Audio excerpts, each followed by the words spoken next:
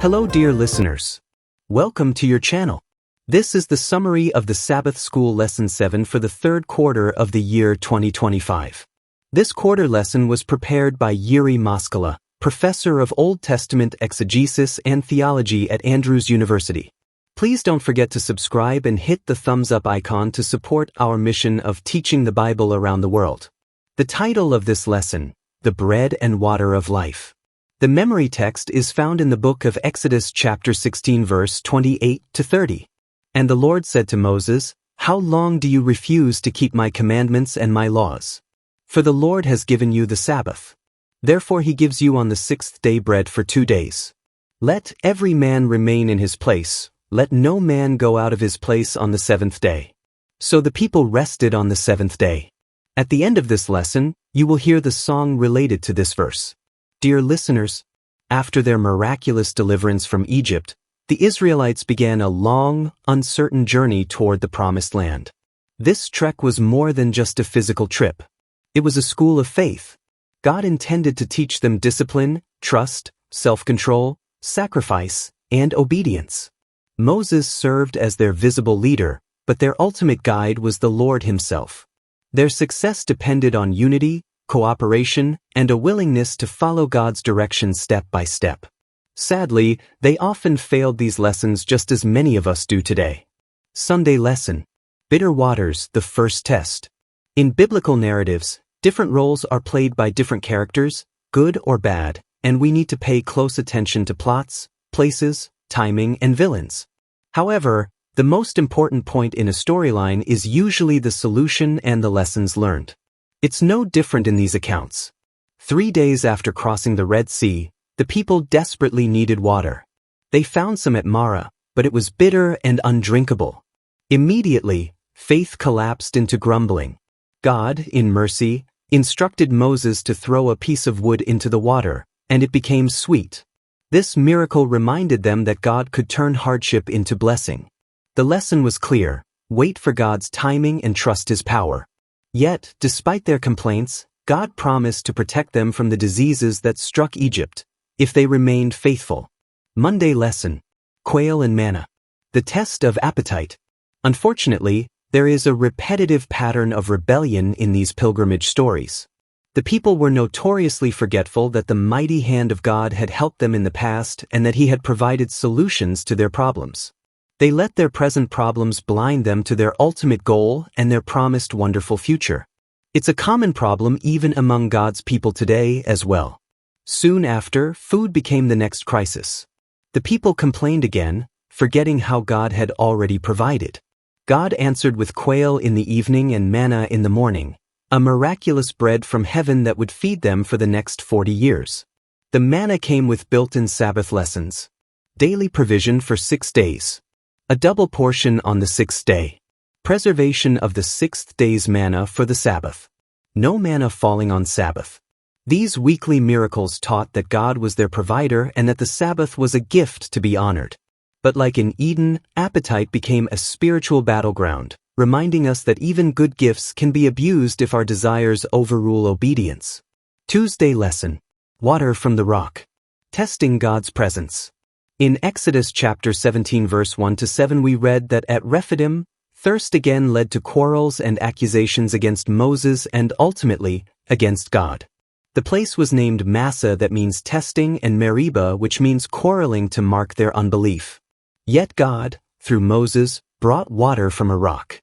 Water is a symbol of life because without water there is no life. Every cell in our body needs water. We are 60% water ourselves. Even our bones are composed partly of water. Thus, providing water in the wilderness for them was a sign for the Israelites that God cared for their needs and that they could trust Him. But again they had to obey. Paul later explained in 1 Corinthians 10 verse 4 that this rock was Christ Himself, the unchanging source of both physical and spiritual life. This miracle was a call to trust God's unfailing presence, even when circumstances seemed dry and hopeless.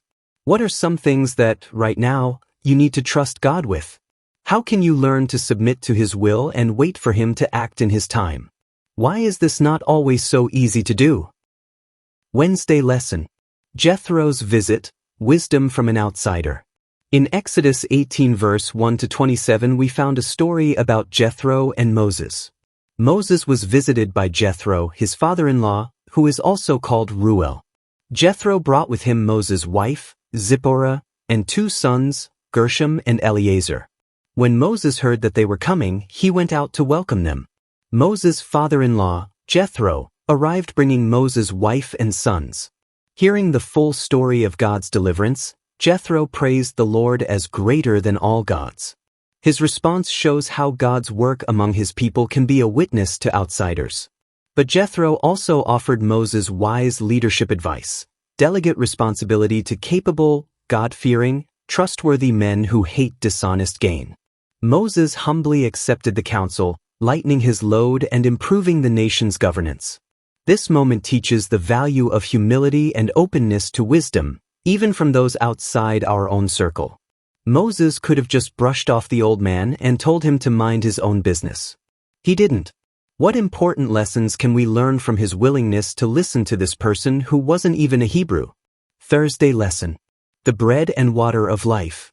Pointing to Christ. Paul reminds us in 1 Corinthians 10 verse 11 that these stories were written as examples for us today. In his ministry, Jesus picked up lessons from these Old Testament accounts, particularly with the manna and the water, using those images to teach truths about himself, the one who led the Israelites through the wilderness. Jesus applied these wilderness lessons to himself as follows. Living water in John chapter 4 verse 7 to 15. Only Christ can quench the soul's deepest thirst for peace, joy, and eternal life. Bread of life. As manna came from heaven to sustain Israel, Jesus came from heaven to give eternal nourishment to all who believe. Bread and water were not just physical necessities. They symbolized the deeper spiritual truth that Christ alone satisfies the hunger and thirst of the human soul. Friday lesson. Further lessons. Not long after the incident with the water, the nation faced a new danger. A fierce and warlike tribe, the Amalekites, attacked them. The Amalekites attacked Israel without provocation, showing open defiance against God. The Amalekites were not ignorant of God's character or of his sovereignty, but instead of fearing before him, they had set themselves to defy his power. Their hostility contrasted sharply with Jethro's openness to the Lord. Both had opportunity to know the true God. One responded with faith, the other with rebellion. God's judgment came upon the Amalekites because their persistent rejection of his mercy had sealed their fate. Dear listeners, let us conclude by saying that God provides for both physical and spiritual needs, but his blessings often come with lessons of trust and obedience. Complaining blinds us to past blessings and hinders spiritual growth. The Sabbath is a divine gift, woven even into God's provision of daily food. Humility means accepting wise counsel, even from unexpected sources. Every story in Israel's journey points to Christ, the true bread from heaven and living water for all generations.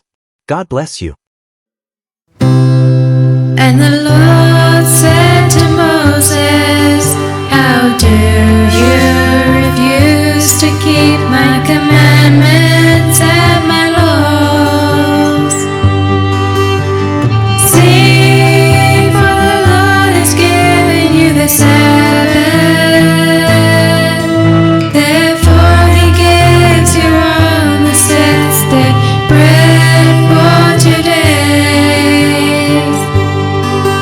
Let every man remain in his place. Let no man go out of his place on the seventh day.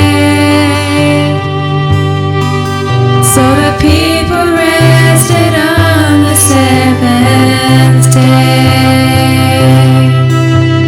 Exodus 16:28 to 30.